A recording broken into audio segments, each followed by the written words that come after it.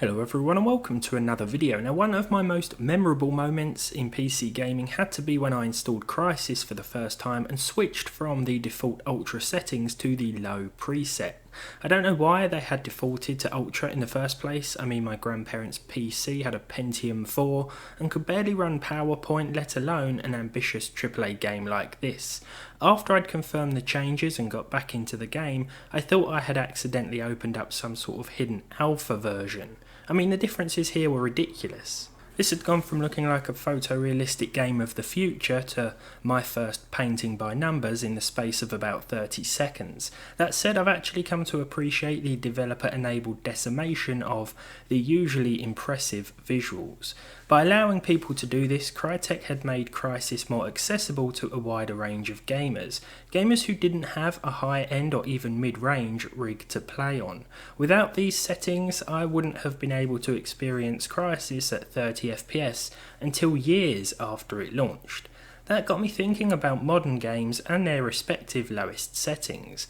I'd love to see more games offer up graphical options like the ones found in Crysis that mean we can just destroy almost all of the original artistic direction that the designers had.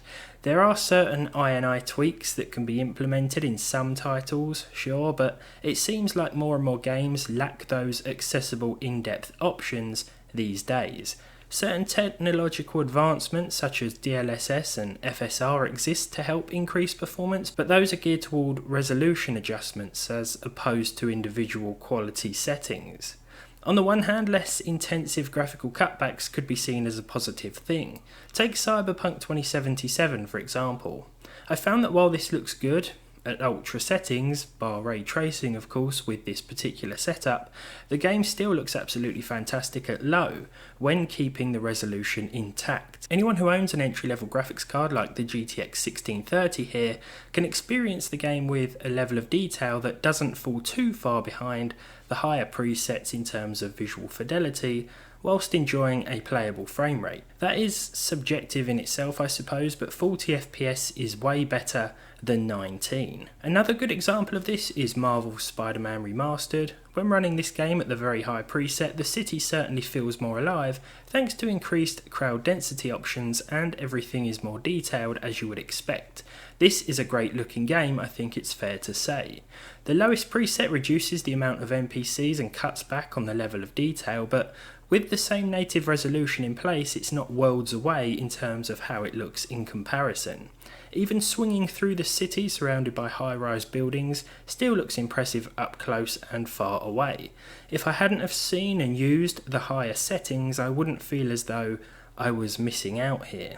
Now back to the spirit of the original Crysis, and there are a couple of notable games where the difference in quality settings is far more noticeable. The first is Red Dead Redemption 2. This looks wonderful at Ultra as you can see from this shot, but switching things to their lowest, and although it's clearly still Red Dead and hasn't turned into Gun on PS2, it's the texture work that really takes a hit here. The mountains in the background, the storefronts in the centre, and everything up close look as though they've been taken from alpha versions of the assets.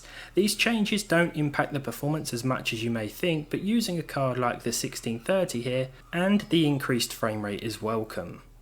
I've actually found and suggested on previous occasions that setting the texture quality to ultra and leaving everything else on low does the trick in keeping the game looking really good. Maybe just don't look too closely at things like the grass, for example, which is sort of a little bit missing. For me, Forza Horizon 5 is where I really get those 2007 vibes. Just like when I turned Crysis down from Ultra to low 15 years ago, Forza gave me that same sort of oh wow reaction. I think it's the lack of shadows that really does it. We're missing a ton of detail too. These days I actually see this as a pretty cool thing. After all, we're not limited as PC gamers to play at either very high or very low. We can tweak individual settings to our liking. I just think it's cool that Forza lets us play at these settings because they could be instrumental to some people with entry-level rigs. I never would have been able to run the game with over 30 FPS in my no graphics card video had these early Xbox 360-like visuals not existed. Just look at that performance improvement as well. Remember the game The Crew, the first one? This reminds me of that before it got a visual upgrade. I'm not sure what I was trying to say with this video. Part of me likes the fact that some games don't look that much worse at low settings than they do at high, because no matter how you play, you're getting a great visual experience. The other part of me wants more game developers to implement Crysis-like low quality settings so that there are more significant frame rate differences on tap, especially if you don't mind destroying the graphics in the process. And that's all there really is to this one. If you can think of any other examples that have a massive difference between the low and high presets, please let me know, because I'm always interested to check out just how big those differences are. I don't know, I just have a fascination about lower graphical quality settings. If you enjoyed this one, then leave a like, leave a dislike if you didn't, subscribe to the channel if you haven't done so already, and hopefully I'll see all of you in the next one.